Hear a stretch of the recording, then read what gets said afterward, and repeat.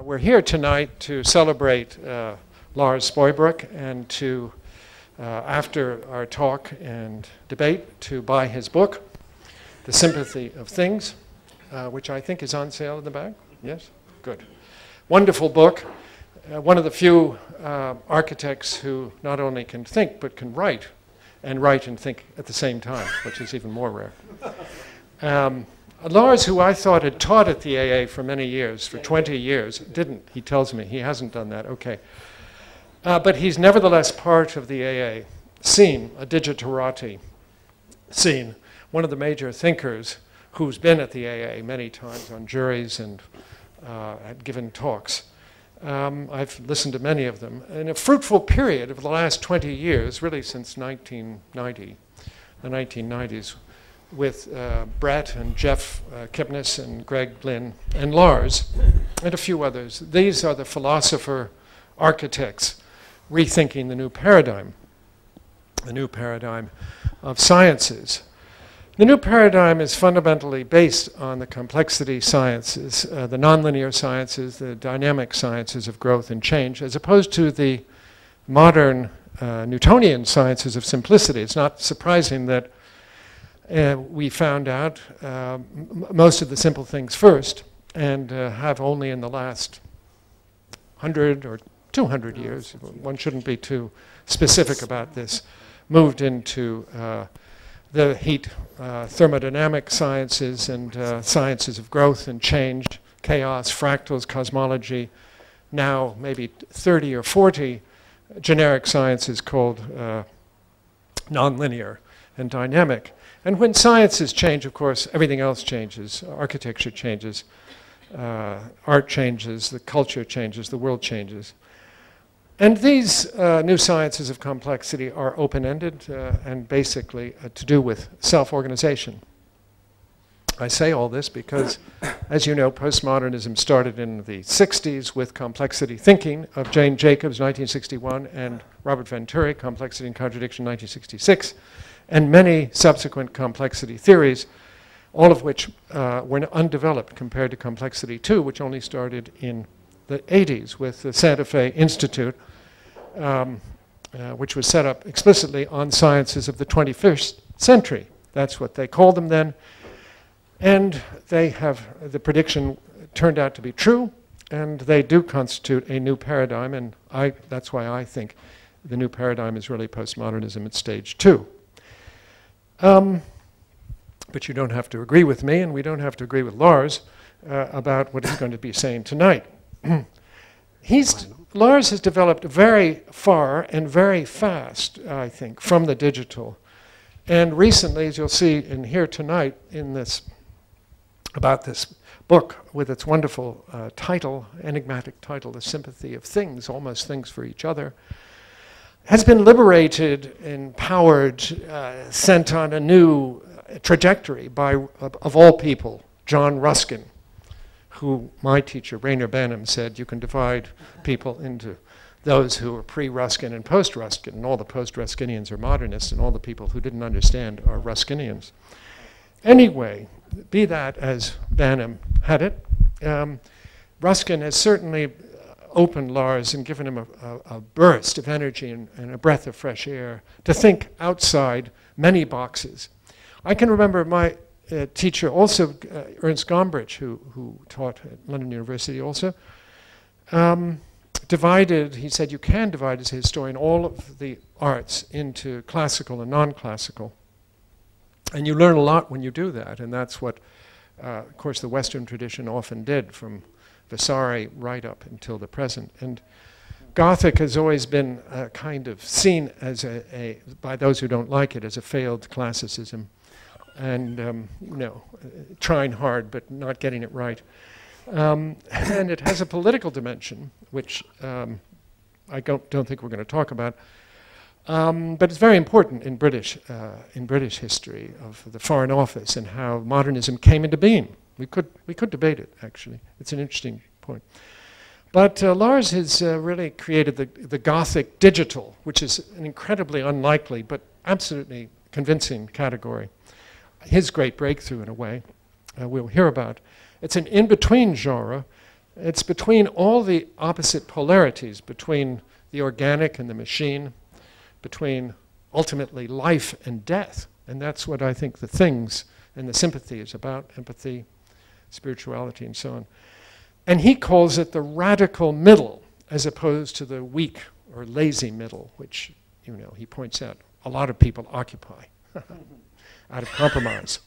So, radical middle that he is, reminded me, and I don't know if it's in your book, I couldn't find it, but in the 19th century, there was this great debate about whether Gothic was ultimately rational or expressive. And the rationalists like Villers-le-Duc and others would point out that, you know, the rib vaulting was structurally driven, as if it was an early Nervi building or something. The ribs were there to support the webs, or if not, really support them, and then to direct them, to center them. And all of those structural rationalists took a lot of the winnings. But there were the others who said, no, that's completely wrong. And you know, the ribs are basically artistic and ornamental, and they do a lot of other things, symbolic maybe, which you don't want to talk about. But they do all of that. Well, of course, I'm sure we're all postmodernists now, and we know it's both and. But it's an interesting thing when the debate went on and on and on, and divided people. And then the First World War came along, and the Germans invaded France, and they bombed cathedrals. And in Soissons, amazingly, when they bombed it, trajectory hit the great Gothic cathedral, if you know Soissons, and it fell to pieces in large parts. Yeah. But what amazed people was that, contrary to all the theories, it was the webs which were holding up the ribs. So, you know, no one was arguing that point. How could the things that were supposed to be, you know, in tension be in compression? How could compression be in tension? How could the whole thing be turned on its head? Well, there are many answers to that too. And one of the answers is that structure, like all of us, is very lazy, and over 800 years throws off. It's dynamic, so it keeps throwing off what used to be compression into tension. Anyway, I think it's a lesson of the radical middle. And I think Lars occupies the radical middle. I give you Lars.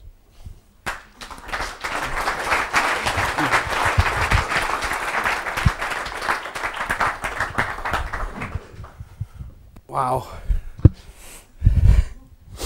Thanks, Charles. What I'll try to do is talk for a bit, like 3/4 of an hour, and then Charles and I will have a discussion. We first, and then you.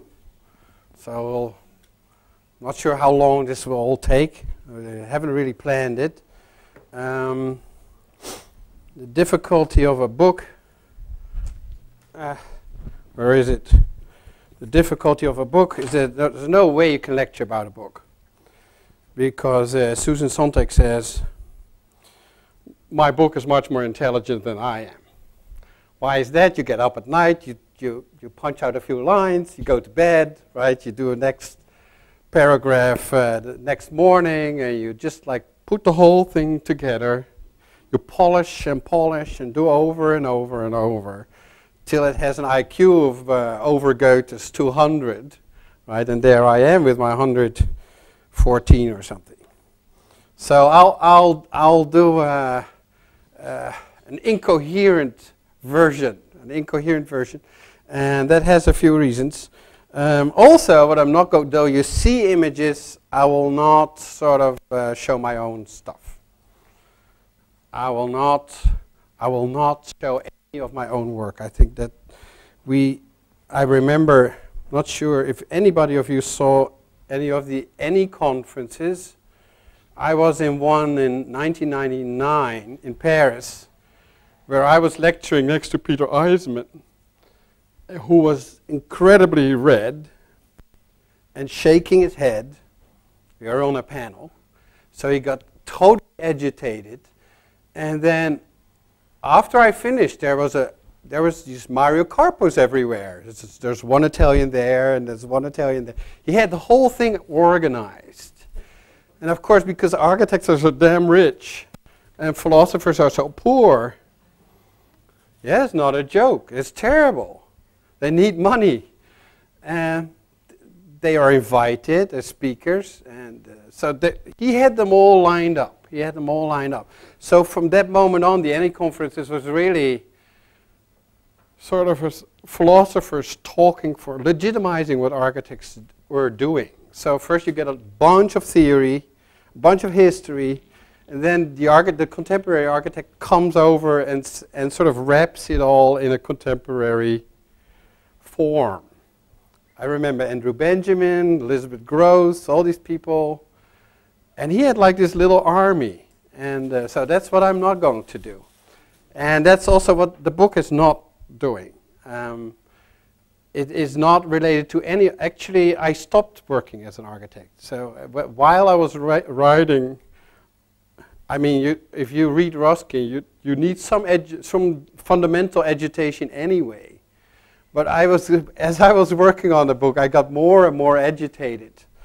You feel the anger already, right? And this was getting so uncontrollable that I closed the office last year in June. And that was the best thing I have ever done. And I would advise a lot of you to do the same. But maybe I should say that at the end of the lecture. And Brett is sitting here very close, actually trying to educate you. But there is a reason I think we should write. And there is a reason I think we should theorize without trying to build the theory. I think we should pose real questions, because my agitation started with a huge discomfort of being able to control all the tools but not control anything else. No client, no budget, nothing. And what I started to miss more and more was politics of what I was doing. And was society. One build something for a damn sheikh or design something for a damn sheikh in Dubai, the other day in Kazakhstan, whatever. There's no society is relating to what we're doing. And I felt more and more empty, more and more desperate. And of course, this was going very well, because in contrast to clients, these people are all dead. And that makes your life so much better. That makes your life so much better. So I'm advising a lot of people to just try to stop doing architecture and try to invent a politics of what we're doing, and maybe even a collective politics. Maybe what I'm now trying to call, also something I should introduce later, a politics of what I call beauty. Something we should try to go back to. Can we find, because in 14, since Henry Herbert Reed, since Expressionism, since Vitality, we all got so nervous about beauty. And if you read all these there's just a Burne Jones biography out by Fiona McCarthy, and Burne Jones believed in nothing but beauty. And they found an enormous politics of beauty. And of course, Morris was more the political person of the friendship between Burne Jones and Morris. And he was really the politician of beauty, trying to extend Ruskin's idea. But that's where I am now. I sort of created this platform of thinking and reading and lecturing and not trying to draw anything. Not sure if it will work, but this is where I am. So that's one. Now to come back to that summarizing of your own work, this book has a lot of audiences. When you read it, when you buy it and then read it, you'll find that it has some kind of mosaicism, some kind of mosaic. There's only like 8 pages of William James, there's 14 pages of Bergson, there's numbers of little chunks of Voringer, there's lots, of course, of Ruskin. So there's a mosaic. But all these are reasoned in a different context. So there's of course the sympathy book and classic notion of sympathy, like David Hume and Adam Smith, right? There's mid-18th century ideas of sympathy. Then there's late 19th century ideas of sympathy, Bergson, Whitehead, Then there is a context of Ruskin, which is almost like a religion in itself. Ruskinian is huge, not just in England, but especially in the U.S. It's enormous. How many books, how many PhDs are written on Ruskin? So that's a context. Then there's a context of what we call in aesthetic theory Einfühlung. There's German. Slightly mistranslated by empathy. I will be talking about that as well. So there's lots of different contexts for the book. And tonight I will just do a few of these contexts. One is, of course, digital design, because 99% of the room is digital design. Then there's a few hardcore Ruskinian scholars, like Robert Hewison and Cynthia Gamble over here. So I'll talk a bit about Ruskin and why the book sort of reconstructs or constructs or invents another type of Ruskin. And then there might be some people from Goldsmith College that are what we nowadays call object-oriented ontologists, right? OOOers. And I want to talk about Latour and Heidegger. If I'm not going over am I already over my hour? It feels like I'm going over my hour. So digital designers. Now, if we just plunge very quickly in Ruskin's, how do I actually use this? Maybe. Right. Beautiful drawing. It's very large, 2.5 meters by 2.5 by Millet, owned by Andrew Lloyd Webber, bought from Mary Lutyens, the daughter of Sir Edwin Lutyens, by the way.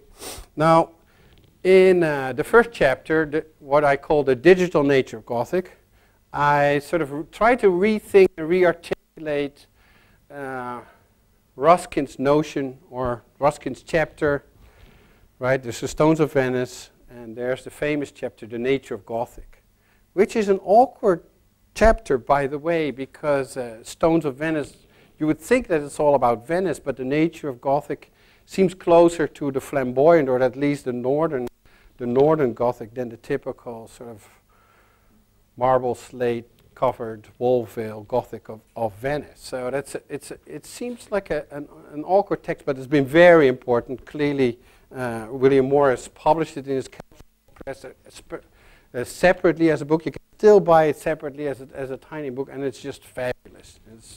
It is an incredible text, and it has been almost completely ignored by all scholars of the Gothic, by Paul Frankel, by Henri Fauquillon, by Erwin Panofsky. Let's say all the great names discussing the Gothic, scholasticism, all the types of Gothic, Jean Bonny, all these people, when they mention Ruskin, it's called a dilettante, right, who can only utter vagueness. So that's sort of how they put Ruskin away. And when somebody discusses Ruskin in a positive way, it's mostly about the ethics notion of what is called savageness. So there's 6 characteristics. One is changefulness. Changefulness is very close to Hogarth's idea of variety. I'll be discussing all this. So then there's savageness. And savageness is really sort of the northern workman making mistakes or creating imperfections in the design while executing the design. Clearly in the Gothic, what is design is quite open. So what is an actual imperfection or a re-articulation of an ornament is still open. Then there's rigidity, there's naturalism, there's grotesqueness, and then there's a very important one, redundancy. Now, of these 6, I only discussed 3. Changefulness, which is variety; savageness, which is sort of rough variation. The first one would be smooth variation. The other is rough variation, right? Hidden, sudden jumps in the design, unmatching spires like a archer. That would be savageness. But also on the small scale of ornament. And then there's the third one I discussed is rigidity, which relates to Viollet-le-Duc. So for digital designers, I'd say the idea of savageness and changefulness are expressed in this whole idea of craft and design. And of course that became very important because Morris picked up this notion of craft, right, and started his company as one that sort of tried to stimulate the notion of craft and sort of leave open workmen to actually create their own, never really worked. After that you get Ashby. You get, at a certain moment in the US and the UK, you get like 130 colonies of craftsmen that had designers. And these are often like 100 people. Ashby had like 100 people. And there were metal workers, there were designers, there were architects, there were wood crafting carvers, all kinds of people, painters. And they would sort of try to bridge this notion between craft and design. What is so interesting about Ruskin's idea of craft and design is, first it goes all against classicism, which is great design, super design, well drawn, but then crafted by slaves, right? That's so great how Ruskin, like in a few sentences, dismisses classicism, right, completely because of its unethical nature, how workmen become laborers, right, and have to execute the design perfectly as machines and make exactly the same copies of an ornament over and over and over. So he says it's an architecture of plagiarists and it's work done by slaves. That's what classicism is. I'm not sure if you had Mario Carpo talking about Alberti a few days ago. There you go. So it's an architecture of slaves. That's an amazing idea. But what is even more amazing is that what arts and crafts made out of it is actually not what Ruskin meant. Ruskin doesn't mean taking rural peasant design, right, bad design, and then have great craft working it out, right? It's not great design and bad craft or craft by slaves, nor is it bad design done by perfect craftsmen. There's something else going on in the Gothic, and there's some kind of relationship between craft and design. Actually, the craft itself is in the design. Craft is in the design. That's what you see over there. You know Gothic tracery, you know the figures, right, that make up the tracery. I will show a bit more of Gloucester Cathedral a bit later. So you get all these different figures, and all these different figures can vary. Right? All these different figures, they vary, but they vary through movement. And while they move, they find each other. Right? They make this whole meshwork of tracery. Right? So there's craft over there. If you look at it, there's craft here. So this is clearly very well designed. This is illumination. This is a page. This is a redrawing by George Bain in the 40s of the famous page in the Book of Kells.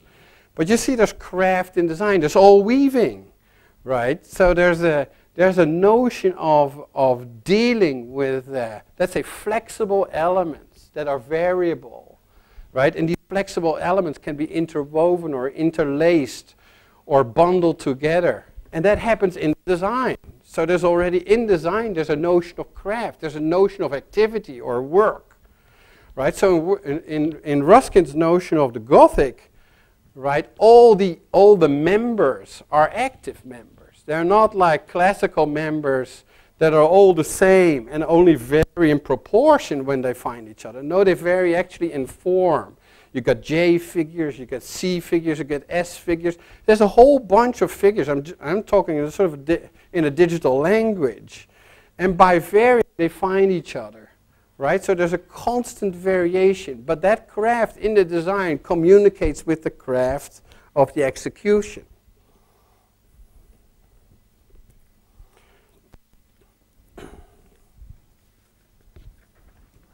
Now there I go to my second argument, right? I just want to say that, I'm not sure if you read Richard Sennett on the craftsman and what he writes about Frank Gehry and Renzo Piano, right? He says, okay, these are digital architects, but they add a sort of whoosh or swoosh by hand, right? So clearly Gehry is a hand architect, and if you know the sections or walls of Renzo Piano, you see there's always this singular gesture, right? There's this singular gesture of the hand, which I think Sennett says, look, that saves the digital architecture of the inhumanity, right? It adds the hand gesture. But what is so interesting about Ruskin's notion of the Gothic, these are like millions of hands collaborating, right? Therefore we get that sort of this image of the angels sort of linking up and building structure, right? So there's already that notion of work, which is not incorporated in a class or a working class, but it's actually sort of displaced throughout all the members, right? So Sennett's idea is not digital, and my theory actually becomes: look, if we want to explain the Gothic as a sort of inherent activity of things, right, of members or figures that then configure, we can only understand that digitally. On top of that, my argument is actually that the Gothic is a much more successful form of digital architecture than anything we have in contemporary form. Hi, Patrick. So there we go to the, oh wow, that's really weird. There we go to the second argument, what I would really, so we digital architects, we made a lot of mistakes. We made a lot of mistakes, and I think one of the biggest mistakes is fold. And that, of course, that started, I wasn't mentioning any for nothing, but that started in the early 90s. And that was a sort of monistic notion of a almost infinitely foldable and pliable material. But of course, material normally is structured, right? And when it's structured, it is not foldable.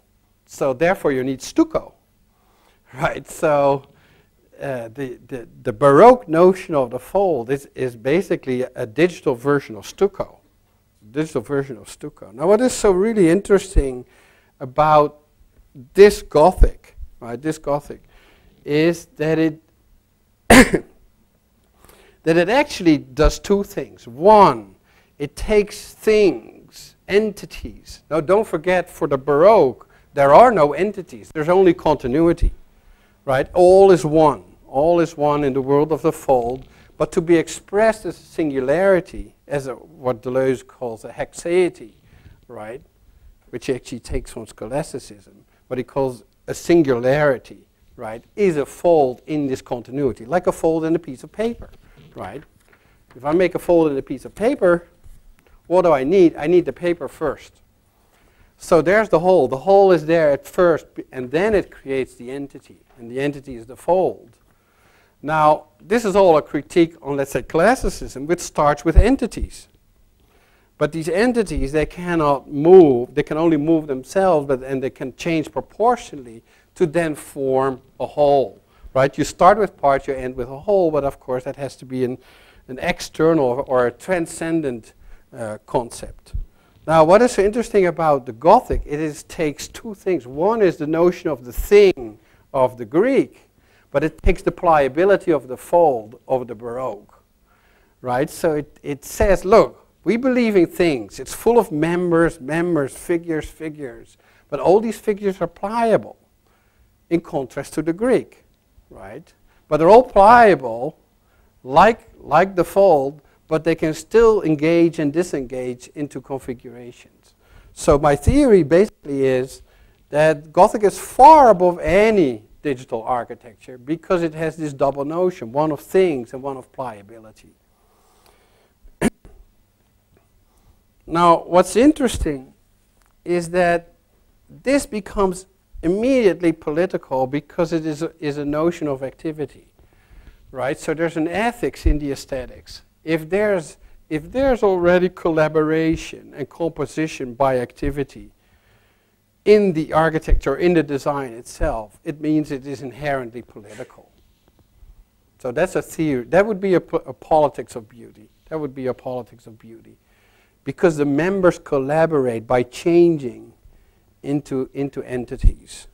You see, the Baroque, never, if you see that small one on the right, does not change the internal relationships between the classic argument. It's still a frieze, it's still a pedestal, it's still a column, it's still an acanthus-leaf. It's just deformed afterwards, right? So you have a classical structure, but then to add movement, you need to you need to sort of bend and curve that whole thing.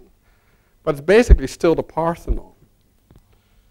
And what does the Greek do, or the Gothic do? It actually takes not elements, but sub-elements. Right? So in the Greek, you got elements which are predefined, like columns or pedestals or friezes or whatever, or domes. In the Gothic, you got only one sub-element, which is the rib. And to make a column, these ribs need to bundle. Right? So all that we know as elements, right? The vault, the fan, the column, all these what we normally call elements because of our classical education, do not really exist in the Gothic. There's only the sub-element. It's like hair weaving. It's like what I showed here in the illumination. There's just bands. There's just bands. So the bands I equate with the ribs, and the ribs bundle to form a column. Right? If you look at the taxonomies of Ruskin in the Stones of Venice, of what he calls the compound piers, you see every column is a conglomerate of colonnettes, of small rib-like columns. And they all interweave or they collect, and they form that larger entity. They form that larger entity. It does not pre-exist.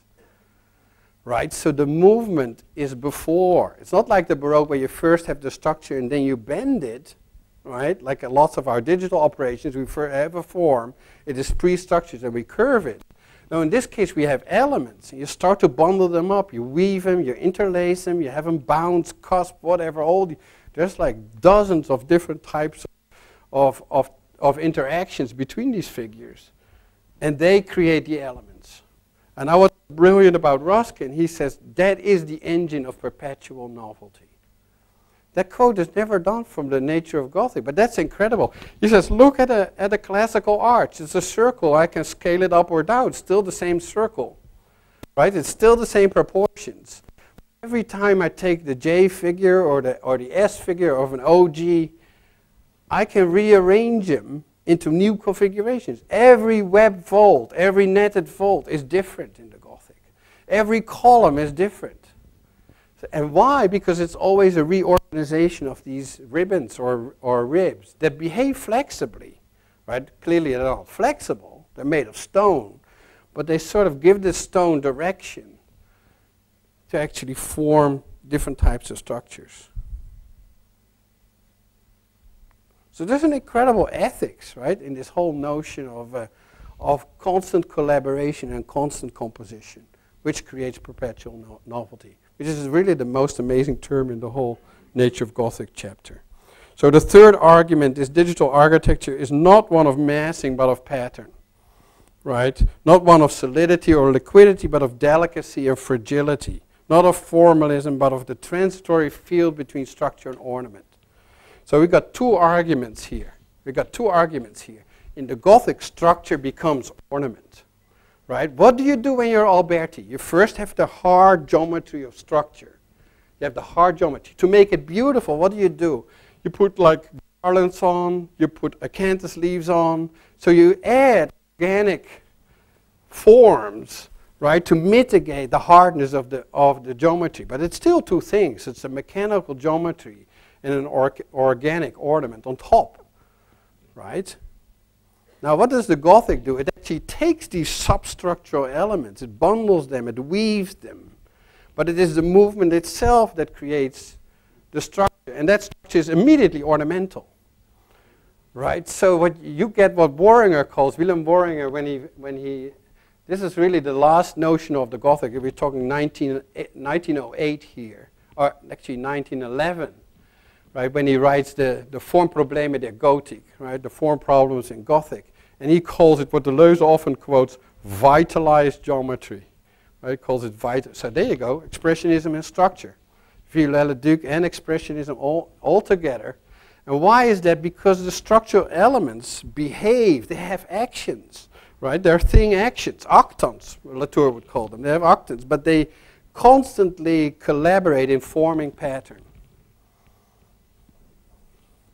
Now this is actually what Ruskin calls active rigidity. So in the third characteristic of rigidity, it says, look, this is not like your Greek rigidity, where the architecture only expresses strength. right? Because it sides with structure. So that's why classicism is so great for banks, right? Or for state institutions. It's the architecture of solidity, right? It builds it as strength. But the Gothic is not. Though it's strong and it has fat columns, it's still an architecture of what I call delicacy, right? So it's structure transformed into ornament. It's a delicate structure. It's a delicate structure. Or it's fragile, right? So it presents an object as fringed or frayed, something that is really like as thin as a spider web. Of course, it's strong as hell. That's clear. But it immediately evokes this sense of delicacy. I mean, it's clear that this is delicate, right? So if there's anything we sort of, well, it is a politics of beauty. It's really exposing structure as a form of delicacy, which immediately puts it on the level of ornament. So I'm skipping Villers-le-Duc. He got squeezed a bit. You read Frampton. Frampton is, of course, extremely positive, right? Take studies in tectonic culture, you will not see Gaudi, you will not see Ruskin, you will not see Worringer, you will not see anybody of these people. You will just see Villers-le-Duc, not squeezed as this. Clearly a premonition of the space frame, he calls it, which is correct. And it's a cleaned out Gothic, it's cleansed Gothic, so to speak. It takes the ribs, but it says, look, as structuralists, we should be terribly bothered with the fact that they're so indeterminate, right? That they don't know if they're like part of the vault or part of the column or part of whatever. Are they part of expression or are they part of structure? And the Gothic is so happy with this indeterminacy. Actually, it thrives on that indeterminacy. What is Villers-le-Duc doing is taking sort of the tension rod and he's taking a fat iron column, and it's all in these rhomboid shapes, right? So it becomes a completely crystallized notion of the Gothic, and it's basically Greek Gothic, Greco-Gothic, right? Now it also works in the other direction. So instead of just structure becoming ornament and fragile and delicate, I think we can also reverse the reasoning as say, look, let's look at ornament not as some vegetal incidence on geometrical structure, but let's look at real complex patterned systems. And clearly the 19th century has two masters of what is at that time called the diaper, right? That's the ornate field. It's not ornament as a thingy here and there, but it's really like the whole wall. If you look at Owen Jones, you will see the whole wall or the whole floor is filled with pattern. You'll see the same with William Morris, right? So these, for me, are like the two proponents of two types of ornament that I will discuss. But it starts with the Matterhorn. Ruskin's fabulous chapter in Stones, in the first volume of Stones, called The Wall Veil. Now, it's a very classic book. The first one is a very classic book because it discusses the Gothic as sets of members. Membrology. They would call it, like Robert Willis in the 1830s already calls it membrology. So there's all these parts, right? The scholasticism is crazy about parts. You just need like... That's why Gothic cathedrals always made out of matches, right? If you got folklore and people making buildings out of matches, they will never do the Parthenon. They will always do a Gothic cathedral. That's sort of the inherent scholasticism. So, and there's this weird chapter, right? It's columns, there's windows, everything is in there, but the wall veil is like six pages, and it has 4 pages on the Matterhorn. On a mountain, right? Now, Ruskin is seriously crazy about the Alps. It's very interesting. And the whole description of the Matterhorn, I won't read it for you, but it's totally expressionist. If you read that, these sentences on the Matterhorn, how there's a promontory, how it's hewn out, how it's cut out. He really discusses that whole object as an index of forces, which is pure expressionism, right? Expressionism understands form as an index of forces. Now, it's clear that Bruno Taut and Vasily Lukács, they also always looked at Ruskin for the sort of mountainous architecture of early expressionism in the 1920s. But it's not just discussing the massing. What is so interesting, he's changing the rhetoric to the courses, the geological layers of stone, right, that make up the tectonic system. So the moment he sort of discusses the forces that make the form, he starts to also explain how there's a geological system of layers and how these courses are expressed on the outside and then covered with dirt. And you see in his whole description, there's this sort of structural tectonic of the object that transforms in a dress that is so thin, that sort of self-dresses, right? So you get massing and texture immediately connected, right? Which is in contemporary architecture is like the problem. It's like how you have massing, how do you dress it up? Well, we just puncture the windows out of it and we just like take the window out. It's like there's no connection between the pattern and the form. What's so amazing about Ruskin's description of the wall veil, there's a sort of self-dressing going on, a sort of the notion of how an object sort of layers itself. And if you just have to look at William Butterfield and George Edmund Street, you get these, I'm not sure, you get like the most beautiful buildings over here. You get the law courts by George Edmund Street, where actually William Morris worked for like 2 years.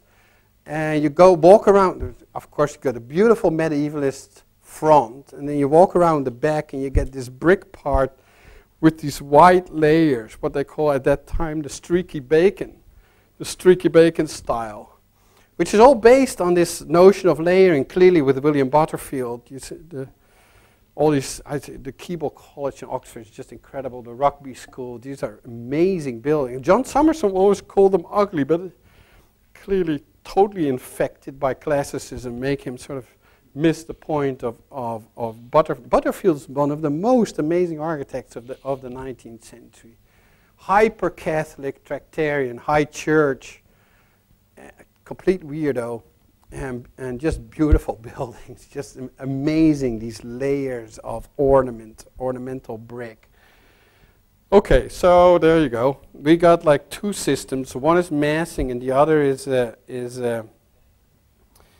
coursing. And I'm now going to sort of explain these two separations, because Ruskin has a few interesting chapters on ornament. One is called the material of ornament. My second chapter is called the matter of ornament. So there's a relationship. Let me see. I have to go a bit quicker. What I introduce is a sort of non-semiotic, non-language-based notion of ornament. It's a purely material notion of ornament and how surfaces get patterned. And in every type of ornamental surface, there's like two things going on. One is the surface, but the other is sets of lines, right? So my theory is basically you see two transitions. One is going from almost like mud cracking, right? You got a field of mud and it dries up and itself cracks. That's what I call the ornament of tessellation. That's the tessellation technique. That's Owen Jones on the left. So that goes from the second dimension to the first. It's the surface that binds lines, a system of lines. The other is the reverse, much closer to the Gothic. It starts with the ribs, it starts with the ribbons, it starts with the lines that then interlace, right, through all types of behaviors into a surface, right? So we got tessellation going from the second dimension to the first, and we got ribboning or ribbon ornament going from the first dimension to a second, right? One works its way up in dimensions, the other works its way down in dimensions. Now, Owen Jones, clearly the first one would normally be associated with order. Gombrich is crazy about Owen Jones.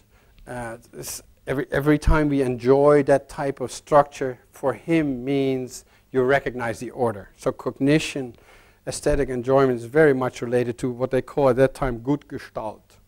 right? So there's a goodness of Gestalt because it fits with the patterns in your brain. I don't agree with that at all, but there's one thing that is really important. If you see the discussions and the words like Owen Jones and Morris use to describe these patterns, you see a big difference. One is Owen Jones uses, in his propositions, uses the word repose. So order is a form of repose. It's all done and over. Morris uses growth. There's growth going on. It's in the making. It's in the making. That's a Bergsonian term. It's in the making. The one on the left is made. Right? Now, I'm not saying that tessellation by its nature, it cannot be in the making, because it can. We know that from mud cracking and all types of very complex tessellations. We've got non-periodic tessellations of Penrose. There's much more complex stuff than let's say the Alhambra studies of Owen Jones. But he uses it as order, right? So there's a naked surface and we apply order, and that's a form of repose, of balance. That's your typical, what we call typical beauty. On the right we got something very complex going. This is actually the most complex wallpaper William Morris ever did. I'd love to talk about Morris for another 3 hours, but the man is amazing. He has his whole life is divided up in blocks of 5 years. 5 years of illumination, 5 years of wood carving, 5 years of learning how to publish books in calfskin leather, wallpaper, tapestry, socialism. There's 5 years of socialism. He just all does it incredibly well. He's like evening after evening, he's sitting on his pear wood cutting and carving, till he knows it himself completely and exactly, knows how to make ink, how to dye wool, all that stuff, and then he learns it to others, right? He educates others, and that's how that company grows. It's just incredible. Now, wallpaper with Morris, normally it's called naturalism. Clearly there are leaves, and there are stalks, and there are vines, and there are flowers. But if we look with our sort of digital insect eyes, we see something completely different. We see very complex behavior. And actually in this one, we see behavior just of leaves, right? Instead of stalks, leaves, and flowers, he only uses leaf. It's the acanthus wallpaper. It's the most complex one. Why? What he does is, actually when the lobes of the leaf go closer to the main vein, it starts to behave as a stalk, as a stem or a vine. And then when they sort of uncurl, they become typical leaves, but then they curl up like scrolls and start to like radiate like flowers. So I'm doing this algorithmically with my students, right? And this is incredibly complex and Gothic because there's the main vine and they bifurcate. I mean, you guys know L. Lindemeyer systems. So they bifurcate and they fill the carpet, but not completely. I think that's where the difference is with Owen Jones, is they fill, but they leave a potential of growth, right? So that's the in the making. I think that's really important, is when you get a transitory pattern, right? That leaves that sort of openness of being in the making. Now I've got one sort of so iconic image that I use pretty often in the book, the Gothic Hinge. This is one of Salisbury, but it's related to Gombrich's sense of order. There's a tiny little image somewhere used from the Ironworks book of John Starkey. It uses it to sort of explain how ironwork and sort of works with Gothic ornament. But now again, if we look at the dimensions, there's the 2 dimensions of the door. Right? The door is a rectangle, it's flat, it's 2-dimensional. And then there's a line that comes from the side. That's 1 dimension, right? And what that line tries to pick up the surface of the door, but it's not enough. There's too much tension on that line. What does it need to do? It needs to bifurcate. It cannot do anything else because you need continuity with the hinge point, right? So it needs to be 1 line. But it keeps on like bifurcating and spiraling and growing over that surface, what we now call a fractal dimension. So it's really sort of transiting from 1.0 to 2.0 and gets stuck somewhere at 1.374. That's a fractal object, right? That's a fringy, frayed Gothic object, right? It takes on pattern, the meeting, the encounter between the iron, right? This is the matter of ornament. Between the iron and the wooden door, there's immediately this pattern of ribboning, right? It's almost like you get two figures. One is mud cracking, and the other is almost like ice crystals, where you get lines sort of growing over a pane, which is this one. It's quite an amazing image. And that's so great about having digital eyes. You can look at all this historical stuff without referring to language or meaning or symbols or whatever. We just understand this completely, algorithmically, right? Now, of course, they were doing this by hand, right? They were doing this by hand, by pure Einfühlung. But this is quite amazing, right? So we're seeing sort of digital design pre-computing. But of course, you don't need an electronic computer to compute, right? You can compute with anything, with steam, right? That's Charles Babbage did. Maybe even with stone or iron, because the iron just finds its pattern on the. It's actually almost like not the blacksmith, but it's the iron itself that draws the pattern on the door. So there is a notion of abstraction here. It's like two very disparate materials meeting each other. It's really about an encounter.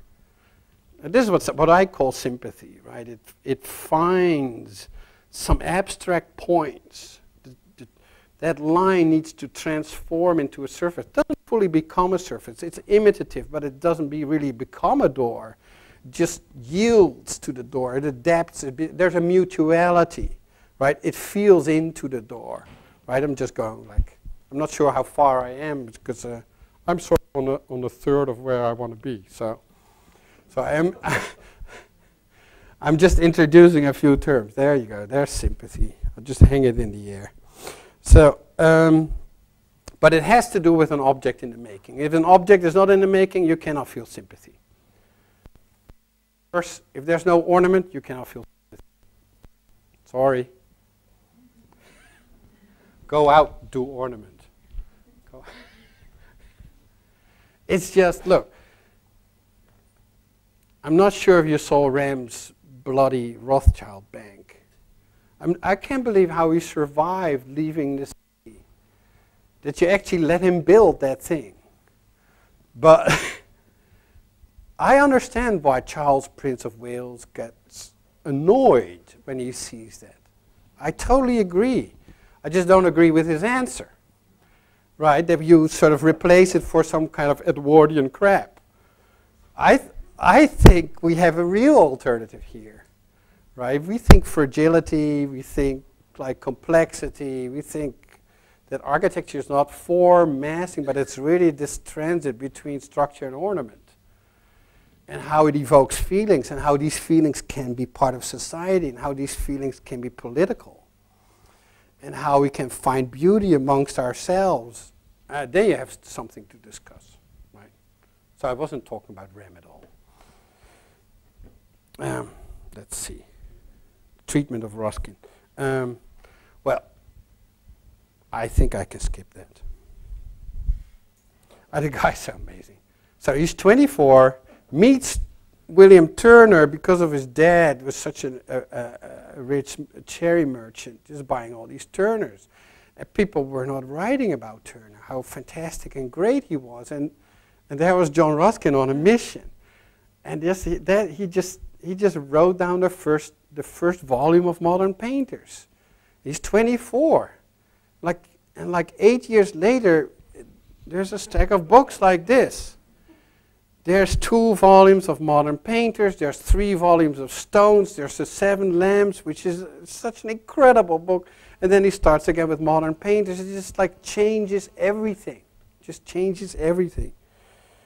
There's hate for classicism. I think he's just unequaled in his hate for classicism. I think we can just like, if we want to be Ruskin, we just need to hate modernism as good as he could hate it.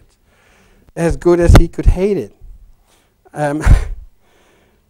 Political economy, yeah, I'm going to skip that.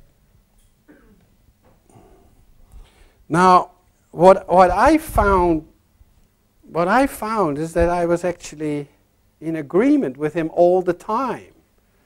And you know, there's a book about the Gothic. Normally they say, oh, that's nice, but the historical stuff is crap, or there's no spatial analysis of structure, whatever. Or on Ornament, yes, it's interesting, but how he sort of fights the South Kensington school of Owen Jones and all these people is ridiculous. And his notion of political economy and politics is so bad, and I just find he's right all the time. And actually, the older he gets, the more right. At a certain moment, he starts to fight Darwin, and of course, you get very kind books about Ruskin's aesthetics, and then they say, well, you shouldn't have really fought Darwin because Darwin was so right.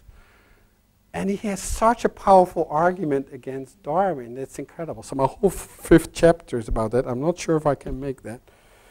Now, what is important is that what irritates people the most about Ruskin, he's such a Christian. So there's God 5 times on every page. Now, I don't mind.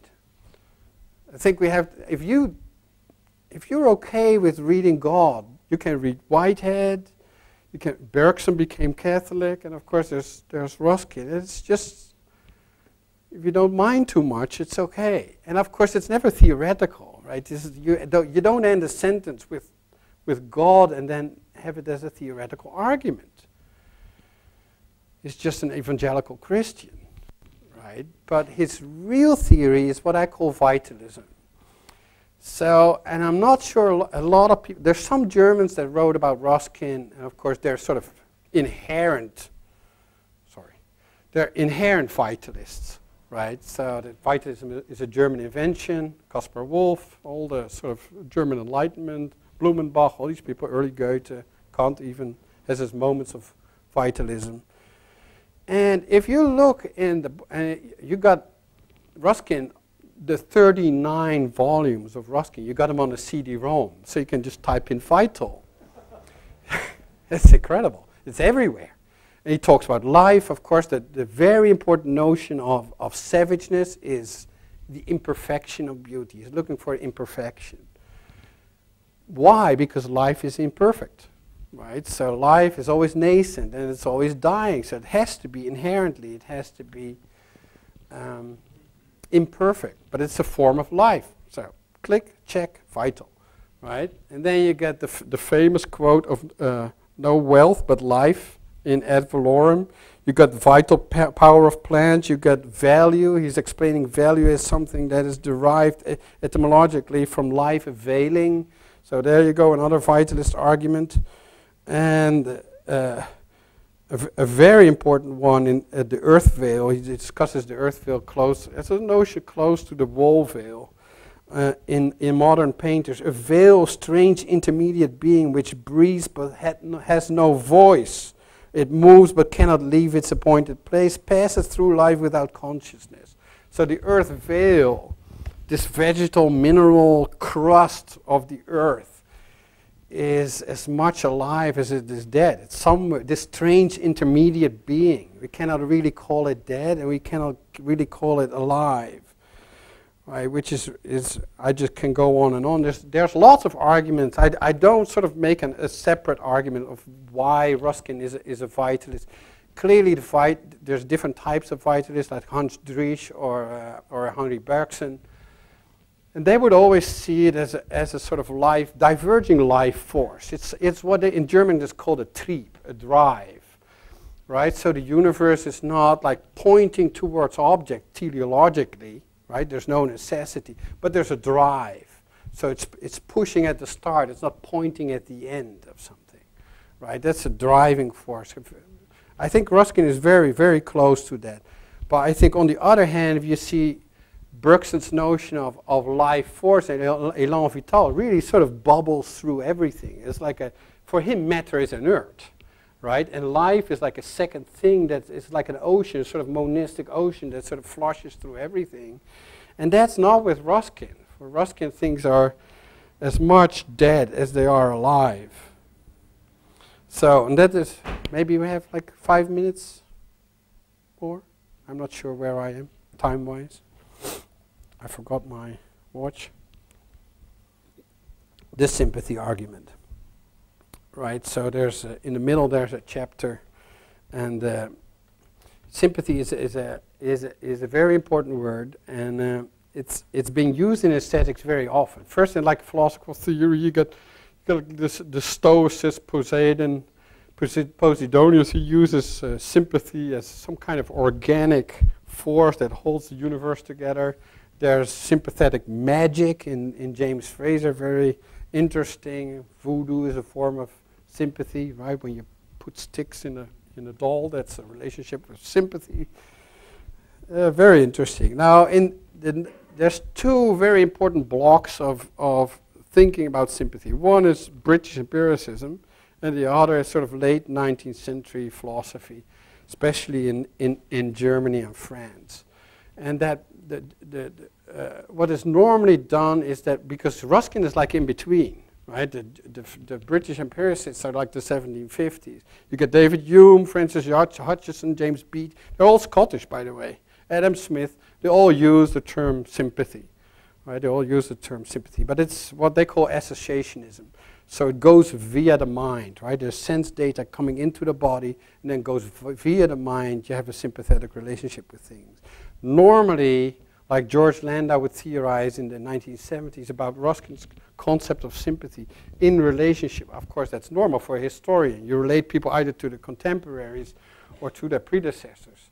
So the notion of sympathy gets related to Hume. I don't think that's really correct. I think actually Ruskin is ahead of his time, also because of his vitalism.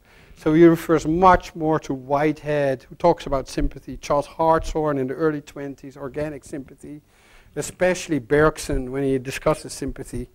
So I think this idea of sympathy being a feeling relationship between not just people and things, or between people, but actually between things themselves, between a cloud and a Matterhorn, or between a hinge and a door, right? That can be a feeling relationship, right? Which is is really interesting. Now, what I really like is Bergson's idea. That's on the left. Bergson is on the left. Bergson has this beautiful concept of explaining sympathy through this killer wasp, the Ammophila wasp, who needs to paralyze a caterpillar.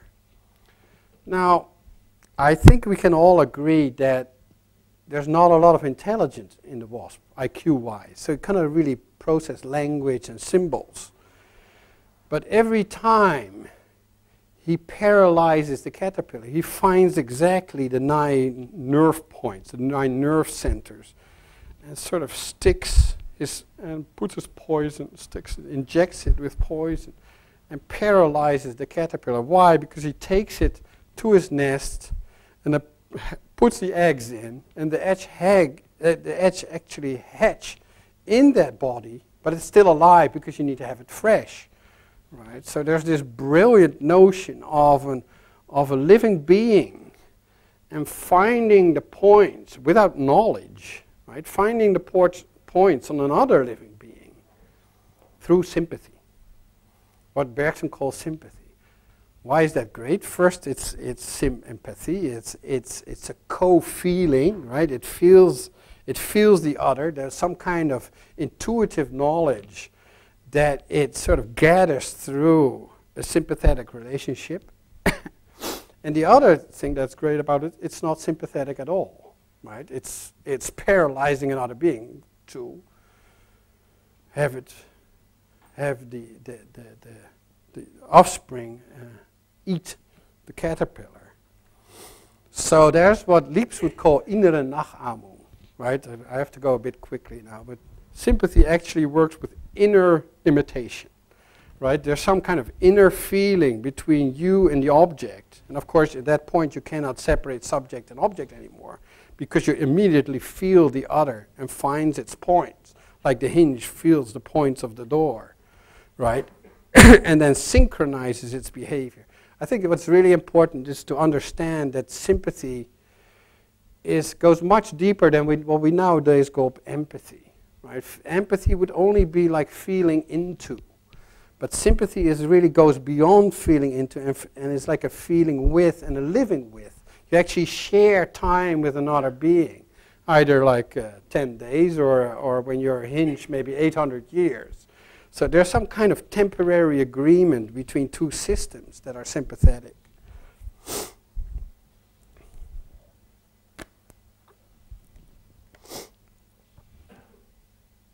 I think I just leave. I'm like an hour now, or I think we'll just leave it there. Is that okay? Yeah, the monkey is.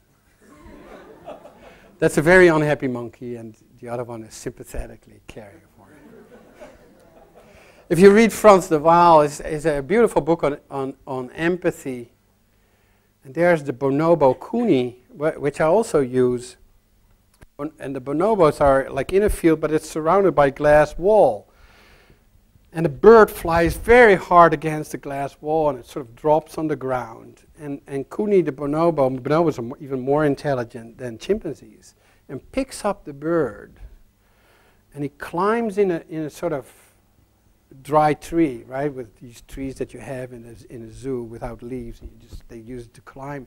And it just goes all the way up to the top branch, and then moves the wings and lets it drop. Right, so it's not just a sense of caring, but there's a sense of Einfühlung that goes, because at that point he becomes another body. So the bonobo becomes that other body of the bird. And what I find so really interesting is that normally, if you read Worringer, empathy is sided with naturalism, with imitation, with art of mimesis, right? But in this case, it's not two external bodies that try to look alike. It's really two disparate bodies, two very different bodies that have internally are connected, right? There's inner Nachahmung, there's inner imitation, right? That's for when you read Theodor Lipps. I think Theodor Lipps is really the best theoretician of sympathy. Actually, for empathy. For Einfühlung, he uses always the word sympathy. So it's a sort of step beyond Worringer. And he uses it when he looks at a willow tree with wind shaking through, or when he sees a tightrope walker, or when he sees a column. He immediately talks about the inner liveliness of that object. And it can be a living object, it can be a column. Because these are always using sort of forces to stand or to walk or to fly, that are immediately communicating. I think, well, communicate is not really the word. That would be a language term, right? Like a decoding. There's an immediate sort of imitation, inner imitation of him and the column. I think I'll stop here. Okay?